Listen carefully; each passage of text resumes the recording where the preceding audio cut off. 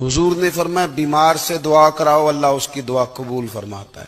میرے نبی پاک نے فرمایا ماں باپ جب بھی اولاد کے لیے ہاتھ اٹھائیں، ویسے تے بلے شاہ تو آسمانی اڈدیاں ہی پھڑ دیں، جیڑا گھر بیٹھا انہوں بڑھیا ہی نہیں۔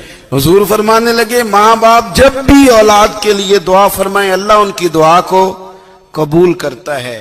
آپ اپنا تعلق بنائیں، دعا کے ساتھ، عبادت کے ساتھ، مصلی کے ساتھ رشتہ بنائیں، استغفار پڑھیں۔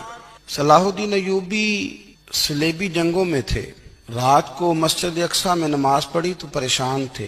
ایک بزرگ سے ملاقات کی تو وہ کہنے لگے کہ آپ بڑے پریشان ہیں۔ کہنے لگے حضور پریشان اس لیے ہوں کہ پہلے ہی مسلمان کمزور ہے، اب میں نے سنا ہے دشمن کا ایک بحری بیڑا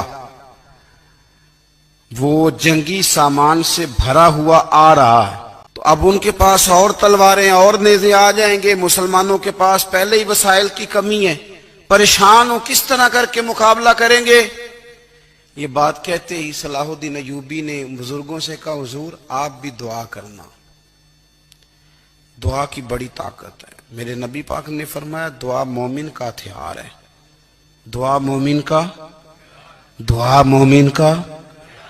حضور نے فرمایا تقدیر کو سوائے دعا کے کوئی چیز نہیں بدل سکتی، دعا مومن کا ہتھیار ہے، یہ کافر کے پاس کوئی نہیں، یہ ہتھیار ہے مومن کا۔ اللہ کرے آپ کو سمجھ آئے، پھر سنیں، کئی بار کہہ چکا ہوں یہ ہتھیار ہے۔ کافر کے مقابلے میں جو تیرے پاس سب سے بڑا ہتھیار ہے وہ دعا ہے۔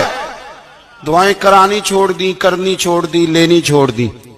حضرت سیدنا انس بن مالک رضی اللہ تعالیٰ عنہ فرمایا کرتے تھے میں نے وہ رنگ دیکھا ہے جب حضور دعا مانگتے تھے اور حضور کی مقدس آنکھوں میں آنسو بھی ساتھ ہی بہا کرتے تھے، میں نے وہ انداز دیکھا۔ تو صلاح الدین ایوبی بزرگ سے کہنے لگے آپ بھی دعا کیجیے، اور خود رونے لگے اور سر سجدے میں رکھ کے رونے لگے، اور عشاء سے لے کر فجر تک روئے، خوب روئے۔